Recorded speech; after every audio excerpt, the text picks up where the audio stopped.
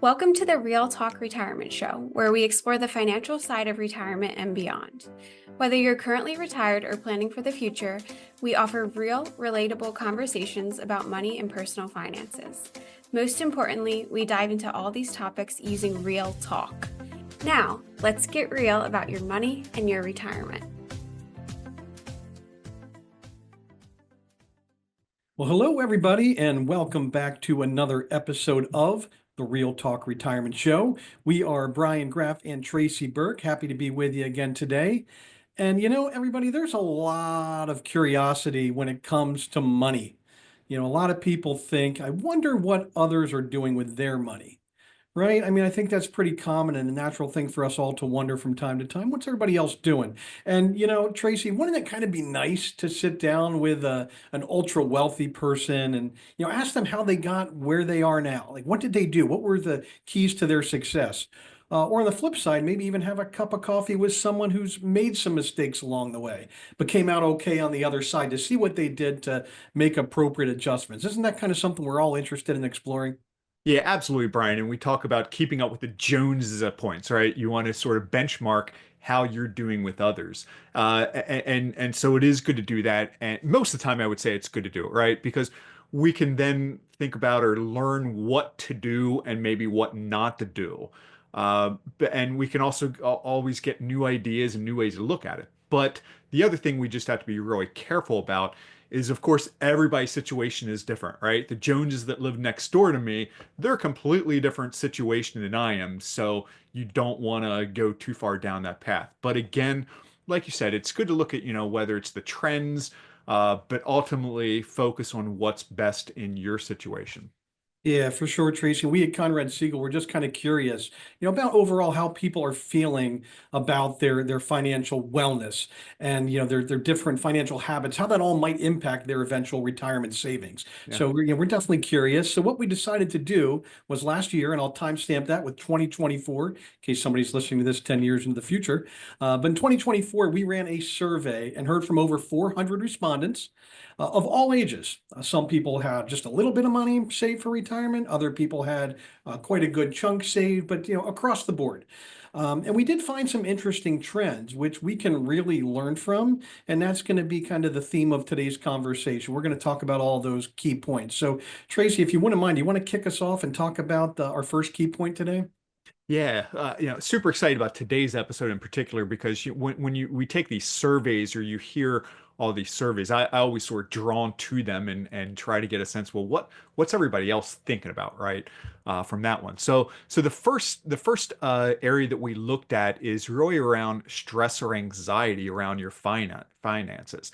And of course, that, many of you are probably thinking, yeah, many of us go through a lot of stress or anxiety when we think about our own finances. So that was one of the items that this study looked at. And the results are, it found that 45% of the respondents said that their finances caused anxiety.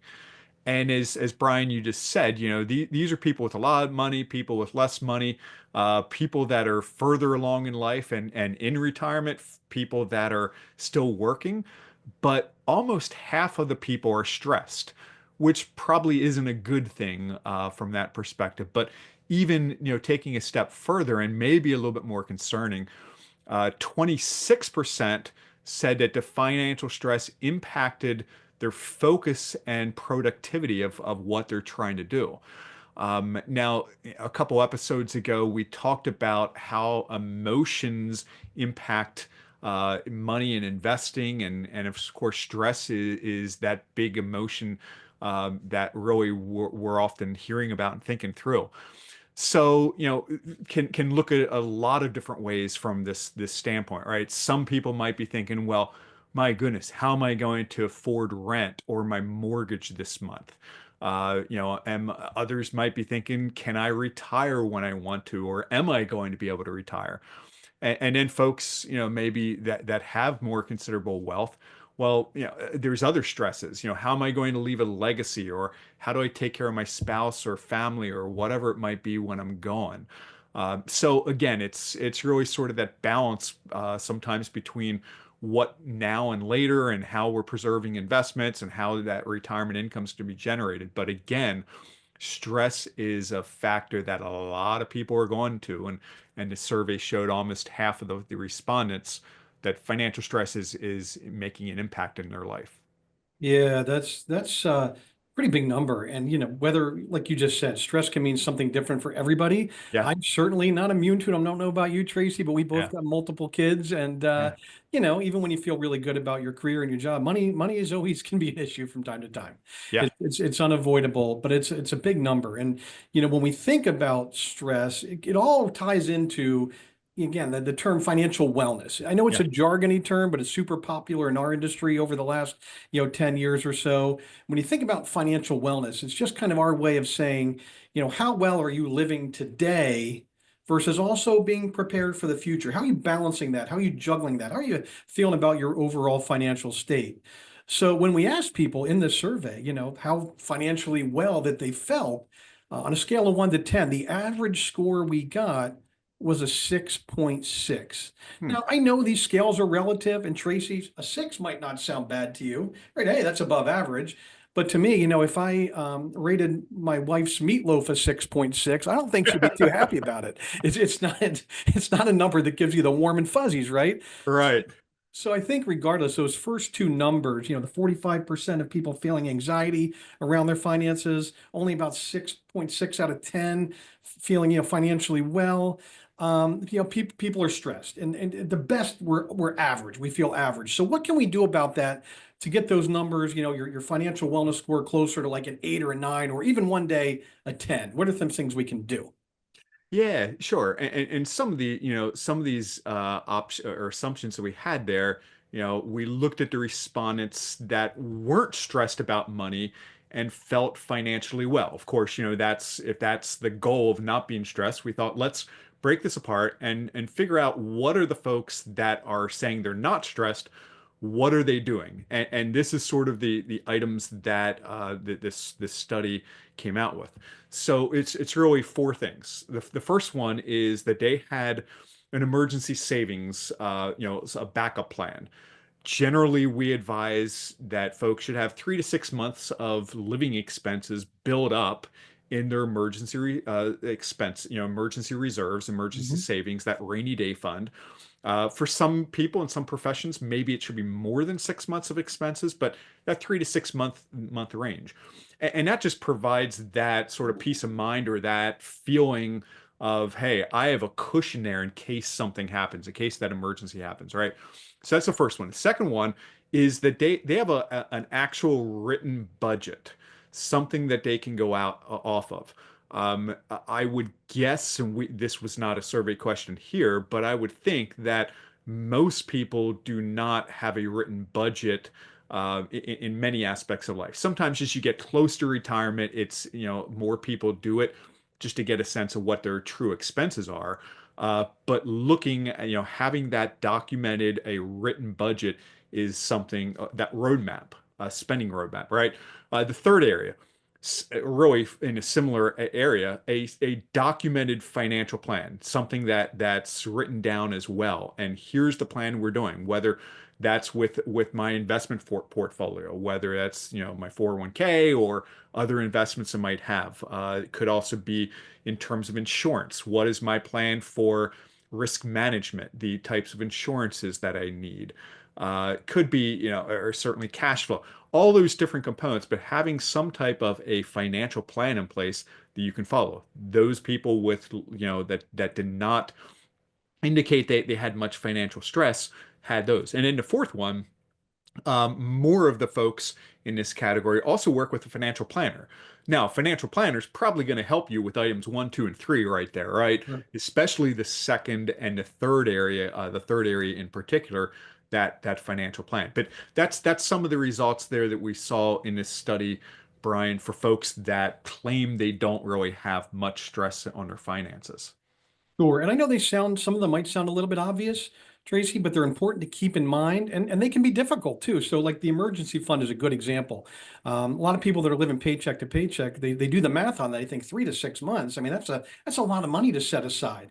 Yeah. But what we would say is, just get started. Even if you have to put in $100 in your emergency fund this month, and maybe work your way up to 500 or $1,000. Boy, won't that come in handy? If you have to get new tires on your car rather than going to that credit card. So take baby steps with all this stuff. Maybe you start with a very basic budget, just kind of a quick spreadsheet of what you have coming in total, what you have going out, and then work on a more detailed budget, as you find some time in your busy lives. But Yeah. get started with those things. You'll benefit from it for sure.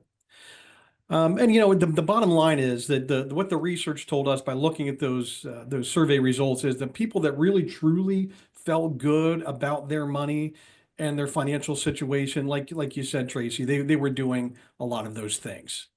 So Yeah. what do you want to talk about next, Tracy? Is there anything else you want to say to that point?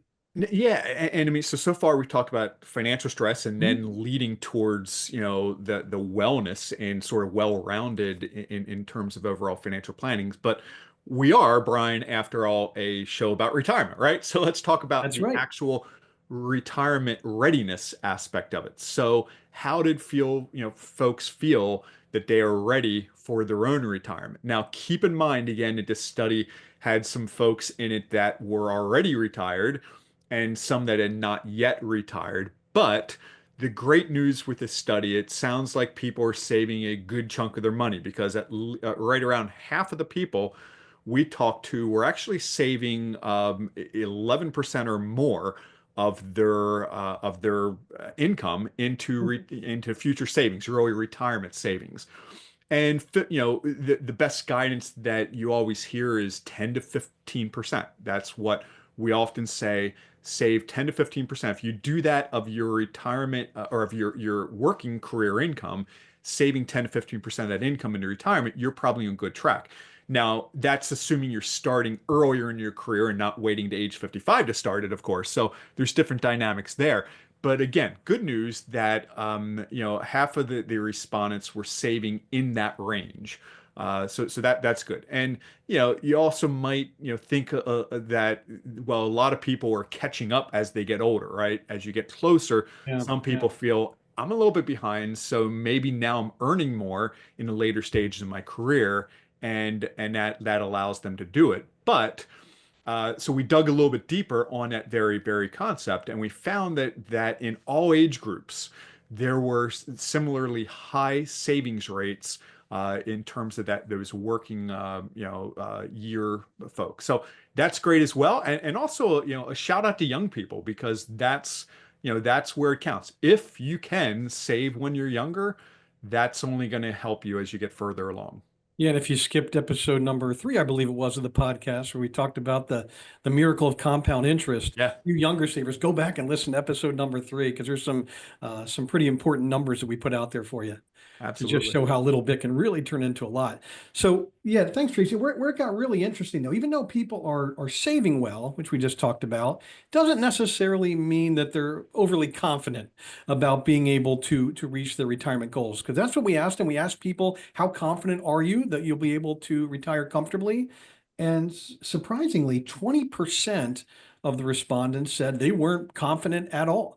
Yeah. So 1 in 5 just said, nope, probably not going to happen. I'm going to work till I die. I heard that phrase or that expression all the time. Yeah. And 48% were only somewhat confident, meaning they just weren't totally sure. So you take those numbers together, over 2/3 of the people didn't feel really good about their ability to retire. So I think the key word here again is uncertainty. Yeah. And we talked about this in episode number 1, but one of the most common questions we get then is, how do I know if I have enough saved for retirement? Not being able to kind of get that in your brain, I think, is what leads to the stress and the anxiety of just not feeling sure. So Tracy, maybe if we can just go through a quick summary of some of those recommendations from episode number 1, that would be great. Yeah, and again, folks, you're getting people comfortable and confident in their own retirement readiness and so forth. So yeah, I'll start with some of the folks that are pre-retiree area. So these are some areas that we've talked in previous episodes about. But again, figure out what your retirement number is. If you're still working, figure out where you need to be, right? And that's that roadmap, sort of roadmap to your financial future and where you need to be. And we actually have in our show notes, we're going to link it again, but that was a document that we put out there. It's I think called a retirement roadmap or something similar to that, where you can go through and you can map out how to get to that number, what your retirement number is. The second thing is super important as well, Brian. It's figuring out what do you want your retirement to look like. And we Mhm. talked about that, I think, earlier in this episode. It's not all about keeping up with the Joneses, right? Everybody's different, and what my retirement might want to, I want it to look like might look different than yours or somebody else's, and that's fine. But having that thought through and knowing what you want that to be is super important. So yeah, Brian, I would say those are some of the key takeaways for pre-retirees. But what about folks that have already crossed into retirement? What are some things that they should continue to think through? Yeah, well, we talked just a few minutes ago about the importance of having that financial plan, that financial blueprint. Yeah. So don't just create that at age, 55 or 60 and just you're done. You want to revisit that financial plan every year for the main reason of confirming you won't run out of money, right? That's all of our Yeah. goals, to have Yeah. enough money to live a comfortable retirement. So, map all that out. If you there's a lot of good benchmarks out there and percentages and maybe withdrawal rates and things you can look at. But one of the ones we recommend, again, going back to episode number 1 of the Real Talk Retirement Show, we talk about kind of having like a 5% guardrail when Mhm. it comes to your withdrawal rates. So it's definitely important to have some numbers, work on a plan, revisit that plan, and just again make sure you won't run out. Because if you feel like you're heading in that direction, what adjustments are you going to have to make then in your life to ensure that you stay on track? We don't want anybody running out of money, Tracy, right? That's our main I goal. would agree with that. Yes. Right. And then to go along with that, also stop at some point once you're in retirement and say to yourself, am I living my ideal retirement Yeah. in a financial sense, right? And in an emotional sense too? Is this what I thought it was going to be? And like we said, it's never too late to make adjustments, pivot, contact an advisor, talk to somebody, go over what your own goals are and find a way to make that happen. Okay, so always reevaluate where you are with things again, financially, which is our focus, and of course, emotionally as well. So that's just a little bit of information or some guidelines for pre-retirees and folks already in retirement. I think we can move on, and this is a really interesting area to me, Tracy. I think when we talk about the different genders, right? Yeah. So can we talk a little bit about the difference between men and women? We did the survey. Yeah, and let's stay in financially speaking terms, the difference between men and women, because I know sometimes you'll say some stuff that might get you in trouble at home, Brian. So we'll try to keep this inside the lines for Good our. idea. Yep, that sounds like a Okay. good plan. Yeah. So the good news is in this survey when we were looking at the gender differences there, it certainly appears that at least within our respondents that women are just as likely to have positive financial habits as their male counterpoints. Some of those areas that we looked at before, from a budgeting standpoint, from an emergency savings, from retirement readiness, that was really great to see that there's, both seem to have, there's no lag in one area or the other. Everybody's sort of in conjunction with that. Yeah, not surprising to me at all, Tracy, because as we always say, women are generally smarter than men, making better decisions. So Agreed. yeah, we're Agreed. not surprised at all to hear that. But listen, if you don't want to hear about this from two guys, our colleague, Catherine Azels, has started a community for women specifically to talk about money. And she calls this community in this newsletter, she has perspectives. Right. So a little play on words there. Think about a purse as a handbag. Yeah. So perspective. I think that's really, really clever. And we're going to put a link to that in our show notes as well. So if you'd like to subscribe to Catherine's newsletter and join that community, please do so. And I don't think she'd frown on any of us men joining as well, too, just to get some tips from the smarter gender, as we say. So Yeah. definitely check that out and subscribe. Yeah, for sure. No, that's fantastic. So the one difference or the gap that we found, and this could be humorous depending on how you look at it a little bit, but is in confidence. So overall, women were less confident, and sometimes I think us men tend to be overconfident in a lot of things. My own wife tells me that quite frequently. So that's just sort of how I think some folks are wired. But in this study, it did sort of reflect that women were generally less confident than men in their retirement readiness and really overall ability to manage finances. So I know that's something that here at Conrad Siegel we've been having some initiatives about and trying to increase confidence for everybody, but especially in that women community. And like you said, Catherine is doing some great work at our firm in that area. But a couple other things that we've been trying to put some emphasis on is one is education. Mhm. And we think that that is really a key part of it. When anybody feels informed, you're more confident. That's pretty clear. So, just getting, trying to put yourself in situations where you can learn more about it is certainly good. The second area is that community, and this really goes along with that perspectives group that Catherine leads. It's just finding part of the community and being around people that you trust that you might be taking financial advice and all those things from. Yes, it's simple to Google or now ChatGPT or whatever you want to do to find information that's out there or to ask questions or to do some your own research. But of course, there's a lot of varying opinions that can be out there, and finding somebody that you can trust on that area is so important. So just being around people that you trust and talk about these type of things, that can certainly be go a long way, Brian. For sure, Tracy. Yeah. And, like you said, those things are great. The Google searches, Chat GPT, but there is nothing like, that trusted friend or family Yeah, member having that cup of coffee, and talking a little bit about finances, yeah. to the extent you feel comfortable with that person. You just can't, overemphasize how important the human element is for all this stuff. So it's great to have somebody on your side. Yeah.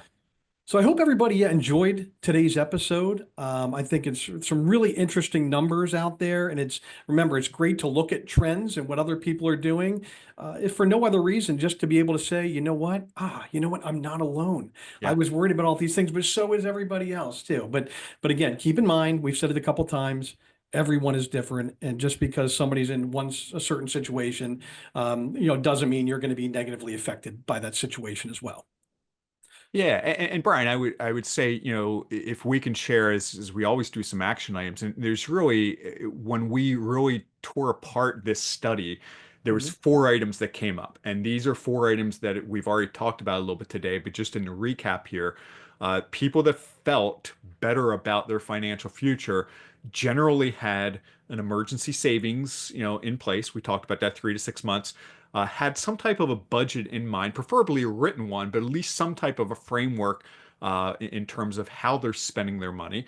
The third area is having a financial plan to a large extent. It doesn't have to be a full-blown financial plan, but at least thinking of all those key areas under your financial hood, so to speak, and having a plan in place. And then the fourth one, as we shared earlier, is working with a trusted a financial planner, somebody that's a professional in those areas. I would assume that most people do have a medical professional, a medical doctor that they're going to, and maybe that's once a year, hopefully for checkups, or obviously some folks that from a health standpoint might need to have specialists or going a little bit more often. But from your finances, it's also good to work with that professional and be working with a financial planner. Yeah, great, great advice. And remember, we're here to help with all this too. That's what Yeah. Tracy and I do, and our great team at Conrad Siegel. So please always feel free to reach out to us with questions or comments. You can get a hold of us at podcast@conradsiegel.com. We are here to help. And, please, again, everybody, if you're enjoying our content, we really hope you are. Please share the podcast with your friends, with your family. And if you really liked it, please, subscribe and give us a 5-star review, and we'll keep this little project going, because I know Tracy and I are both having a great time doing it. Yeah. All right. Well, thanks everybody. Until next time, good luck with your finances, and we're here to help. Have a good one. Thank you for tuning into today's show. The Real Talk Retirement Show is created and produced by Conrad Siegel, an advisory firm that specializes in helping people prepare for retirement and beyond. If you want to learn more about our work or meet the team, you can visit conradsiegel.com. Information on this show is for educational purposes only and should not be considered personalized investment, tax, or legal advice. Before making decisions, you should consult with the appropriate professionals for advice that is specific to your situation.